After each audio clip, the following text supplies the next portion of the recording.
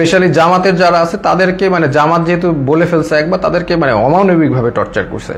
Jail হচ্ছে তাদের জন্য স্বর্গ। ওইখানে যেভাবে টর্চার করে, যে নাম ডাকবে, বাবার নাম ডাকবে, দ্যাট মিনস তাদেরকে টর্চার করা হবে জামাত। আর নূর ভাইয়ের সাথেও ওইখানে দেখা হলো। নূর ভাইরে বললাম কি অবস্থা, তো নূর বলল যে ভাই আমাকে তো অনেক মারছে, ও হাত দিয়ে দেখালো, হাত নীল হয়ে গেছে।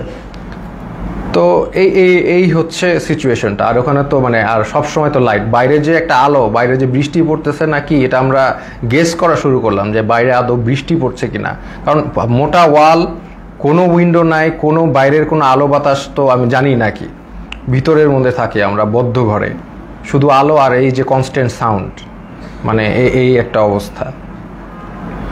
তো এরকম যাচ্ছে, এরকম একটা অবস্থা যাচ্ছে। তো এখন দেখলাম অনেকে ভেঙে পড়তেছে। তো আমি আর কি আমি আমার মতো করে ইন্সপিরেশন দেওয়ার চেষ্টা করলাম যে আপনারা এইভাবে টর্চার হচ্ছেন, আপনি কি মনে করেন না আল্লাহ আপনাকে এটার জন্য রিওয়ার্ড দিবেন? আজকে আপনারা তো জানেন নবী করিম সাল্লাল্লাহু আলাইহি সাল্লাম বলেছেন যে আপনি যদি এইভাবে নির্যাতিত হন আপনার গুনাহ মাফ হচ্ছে, আপনাদের গুনাহ মাফ হচ্ছে। আপনার যদি গুনাহ এইখানে থাকার কারণে গুনাহ মাফ হয়ে জান্নাতুল ফেরদৌসে যেতে পারেন, এটা আপনার জন্য ভালো, নাকি এইখানে ভালো থাকলেন তারপর জাহান্নামে গেলেন, এটা ভালো? তো এইভাবে আমি সবাইকে একটু ইন্সপায়ার করার চেষ্টা করলাম, মোটিভেশন দেওয়ার চেষ্টা করলাম। আর আমার নিজের তো হেলথ কন্ডিশন ডিটোরিয়েট করতেছে প্রোগ্রেসিভলি, আর ওয়াশরুমের ইস্যুটা তো ছিলই। তো এইরকম একটা অবস্থায় সবাইকে মানে মোটিভেট করছি আমি। আর আমার নিজেরও তো ওই যে ফার্স্টের দিন যেভাবে আমার মুখে ফেসে হিট করেছে, এই পরে তো আমার একটা দিন জ্বরই ছিল, আমি শুয়েছিলাম। তো এই হচ্ছে আমাদের মানে সিচুয়েশন। আমি ওখানে একদিন শুয়েছিলাম, তারপরেও আমি সবাইকে মোটিভেশন দেওয়ার চেষ্টা করি। একটা ছেলে আসলো, সেই ছেলেটা কাঁদতে কাঁদতে, স্যার আমি তো কিচ্ছু করি না, আমি জাস্ট ইলেকট্রিক্যাল কাজ করি, আমাকে ধরে নিয়ে আসছে স্যার, আর ধরে নিয়ে আমাকে টর্চার করতেছে, কাঁদতে কাঁদতে শেষ। আমি বললাম কাঁদতেছো কেন? মানে তুমি পুরুষ মানুষ না? Are you not a man? তুমি কাঁদবা কেন? টর্চার করলে করবে। বলে স্যার আমাকে স্বীকার করতে বলে, আমি খুন করেছি, এই করেছি, আমি তো করি নাই স্যার।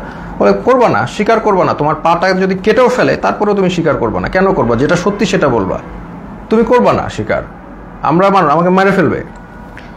তো ওইখানে আবার একটা জিনিস বুঝলাম যে সবাই কান্নাকাটি করে যে তাদের একটু মানে জেলে কবে যাবে, মানে তাদের জেল হচ্ছে তাদের জন্য স্বর্গ। ওইখানে যেভাবে টর্চার করে, যে নাম ডাকবে, বাবার নাম ডাকবে, দ্যাট মিনস তাদেরকে টর্চার করা হবে।